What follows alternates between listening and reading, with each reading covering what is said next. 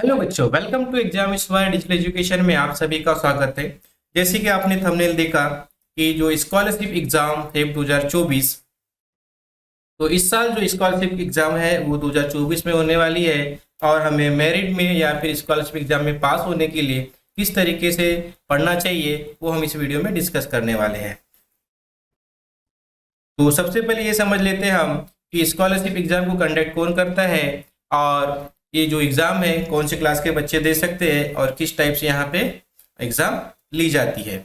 तो सबसे पहले ये जो एग्ज़ाम है महाराष्ट्र गवर्नमेंट की ओर से एमएससी पुणे इस एग्ज़ाम को कंडक्ट करती है। और इस एग्ज़ाम को क्लास 5th एंड क्लास 8 के बच्चे दे सकते हैं। इस एग्ज़ाम में पेपर 1 और पेपर 2 दो पेपर होते हैं, जिसमें सेम यहाँ पे क्लास 5th के लिए भी रहेगा और क्लास 8th के लिए भी रहेगा, पेपर 1 और पेपर 2। क्लास 5th के लिए जो डिफिकल्ट लेवल रहेगा वो क्लास 5th के हिसाब से रहेगा, और क्लास 8 की जो पेपर की डिफिकल्टी रहेगी वो क्लास 8 के बच्चों के हिसाब से रहेंगी। तो यहाँ पे जो 6, 7 एंड 8 का जो सिलेबस है इस एग्जाम में पूछा जाता है 8th क्लास में। अब समझ लेते हैं हम पेपर 1 में और पेपर 2 में किस टाइप से जो सब्जेक्ट है वो इंक्लूड किया गया है।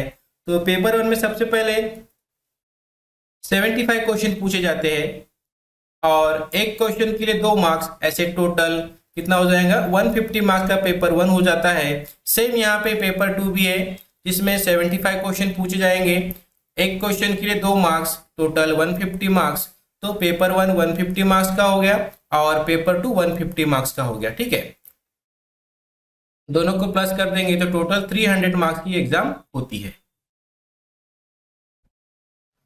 अब हम लोग देखते हैं कि पेपर 1 में कौन कौन से सब्जेक्ट होते हैं। तो यहाँ पे तो जैसे कि यहाँ पे अगर आपकी फर्स्ट लैंग्वेज अगर इंग्लिश है, ठीक है, या फिर हिंदी है या फिर मराठी है, तो इसके ऊपर में आपको 25 क्वेश्चन पूछे जाएंगे और हर एक क्वेश्चन के लिए 2 मार्क्स है। तो ऐसे टोटल 50 मार्क्स आपके फर्स्ट लैंग्वेज यानी हिंदी, इंग्लिश या मराठी के ऊपर में पूछा जाएगा। प्लस इसमें मैथ के 50 क्वेश्चंस पूछे जाएंगे जिसमें हर एक क्वेश्चन के लिए 2 मार्क्स। तो ऐसे 100 मार्क्स का यहाँ पे मैथमेटिक्स पूछा जाएगा और 50 मार्क्स का यहाँ पे फर्स्ट लैंग्वेज पूछा जाएगा। ऐसे टोटल मिला के आपको 150 मार्क्स के यहाँ पे एग्जाम देना है पेपर 1 में। अब टोटल मार्क्स हो गया आपके 150, और इस सब्जेक्ट में पेपर 1 में पास होने के लिए आपको जो पासिंग मार्क्स है वो 60 मार्क्स चाहिए। ठीक है, यानी आपके 30 क्वेश्चन यहाँ पे राइट होना चाहिए। अगर 30 क्वेश्चन राइट है तो आप पेपर 1 में पास है। ओके, इतना आपको समझ में आ गया। देन देखते हैं पेपर 2। सेम यहाँ पे पेपर 2 में 75 क्वेश्चन है, ठीक है, और ये टोटल 150 मार्क्स की एग्जाम होने वाली पेपर 2 की भी। इसमें जो सेकेंड लैंग्वेज आपकी जो रहेगी, जैसे आपकी अगर फर्स्ट लैंग्वेज इंग्लिश है तो सेकेंड लैंग्वेज आपकी मराठी हो सकती है, ठीक है, या फिर हिंदी हो सकती है। अगर यहाँ पे आपकी फर्स्ट लैंग्वेज हिंदी है तो आपकी यहाँ पे सेकेंड लैंग्वेज क्या हो जाएगी, इंग्लिश हो जाएगी। ठीक है, अगर आपकी फर्स्ट लैंग्वेज मराठी है तो यहाँ पे भी सेकेंड लैंग्वेज आपकी इंग्लिश हो जाएगी। देन इंग्लिश के ऊपर में यहाँ पे जो आपकी सेकेंड लैंग्वेज है उसके ऊपर में 25 क्वेश्चन पूछे जाएंगे जिसमें हर एक क्वेश्चन के लिए 2 मार्क्स। तो ऐसे 50 मार्क्स आपके सेकेंड लैंग्वेज के ऊपर में पूछे जाएंगे। देन इंटेलिजेंट टेस्ट, जिसे बुद्धिमत्ता चाशनी कहते हैं, बुद्धिमत्ता चाशनी के ऊपर में टोटल 50 क्वेश्चन पूछे जाएंगे और हर एक क्वेश्चन के लिए 2 मार्क्स, टोटल 100 मार्क्स का यहाँ पे इंटेलिजेंट टेस्ट आने वाला है। तो ये 25 और यहाँ पे 50 क्वेश्चन, ऐसे 75 क्वेश्चन रहेंगे जिसके जो मार्क्स है वो टोटल 150 मार्क्स हो जाएंगे। ठीक है, तो जो पेपर 2 है आपका ये 150 मार्क्स का हो जाएगा, और यहाँ पे भी जो पासिंग मार्क्स है पेपर 2 में वो भी 60 मार्क्स रहेंगे। ठीक है, पेपर 2 में आपको 60 मार्क्स है और पेपर 1 में 60 मार्क्स है, तो यहाँ पे आप 120 मार्क्स लेके पास हो सकते हो। ठीक है, बट यहाँ पे अगर आपको पेपर 1 में 64 मार्क्स है और पेपर 2 में यहाँ पे 58 मार्क्स है, ठीक है, तो 122 मार्क्स होते हैं, फिर भी आप यहाँ पे क्या हो जाओगे, फेल हो जाओगे, क्योंकि आपको दोनों ही पेपर में पास होना जरूरी है। ठीक है, इतना आपको समझ में आ गया कि पेपर 1 और पेपर 2 दोनों ही पेपर में पास होना है। अगर एक पेपर में ज्यादा मार्क्स है, दूसरे में अगर 60 से कम है तो आप वहां पे फेल हो जाओगे।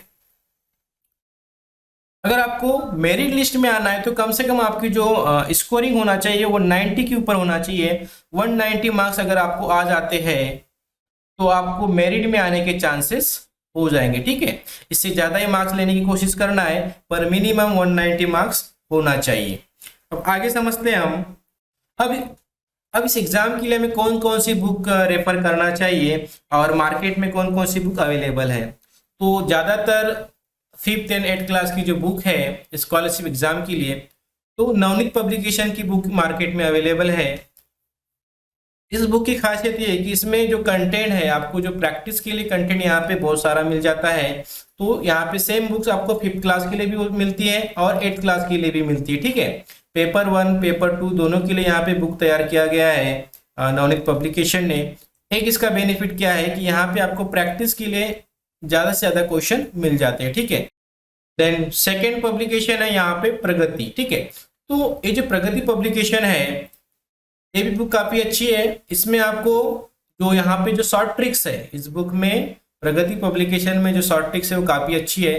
तो अगर शॉर्ट ट्रिक्स की आपको हेल्प लेना है इस एग्ज़ाम में ताकि आपको क्वेश्चन सॉल्व करने में अच्छी मदद मिले, तो ये बुक काफ़ी अच्छी रहेगी आपके लिए।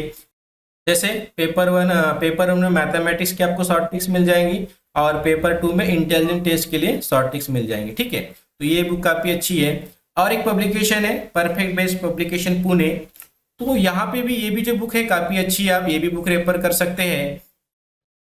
सबसे जो अच्छी बुक है जो काफ़ी मैं अपने बच्चों को यही रेफर करता हूँ कि मार्गदर्शिका।